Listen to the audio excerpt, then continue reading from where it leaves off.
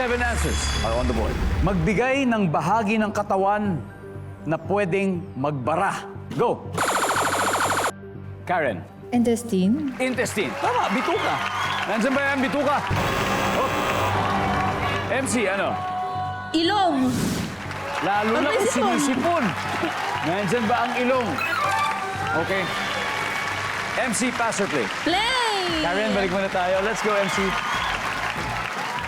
Guys, isip-isip na. Sir Renz, bahagi ng katawan na pwedeng magbara. Lalamunan.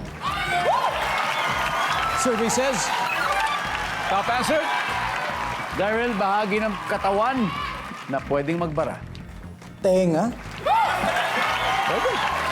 Sarado tayo. Nandiyan ba ang tenga? Yes, sir. Tala, bahagi ng katawan na pwede magbara. Pusod. Pusod. Sabagay, baka may libag, di ba? Hindi ka maglinis. Nandyan ba ang pusod? MC, magbigay ng bahagi ng katawan na pwedeng magbara.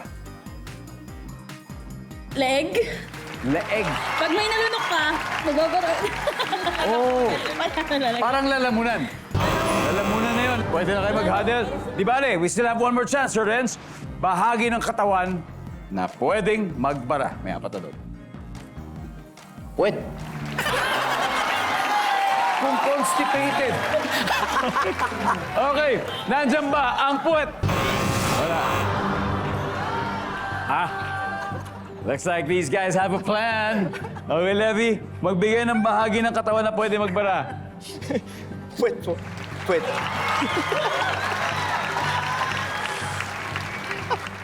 Karen, Ugat.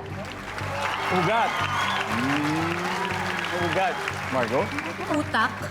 Oo, nagbara. Sa bagay, di ba yung mga nasa stroke, yun naman nangyayari, may nagbabara. Okay, but, Bugoy, sa'yo final answer. So magbigay ng bahagi ng katawan na pwedeng magbara. To get this round, Bugoy. 3 seconds. Ugat. Ugat. Okay, What answer? sabi nila ugat. Ang sabi ng survey ay... Let's see kung nandyan yan sa pagbabalik ng Family Feud. Welcome back to Family Feud, kung saan buong Mayo may panalo rito.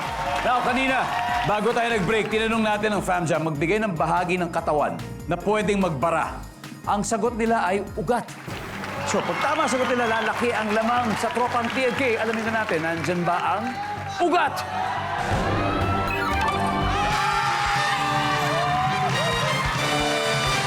Alright, let's see. Meron pa tayong tatlo. Number 6. Bibig. Number 5. Lungs.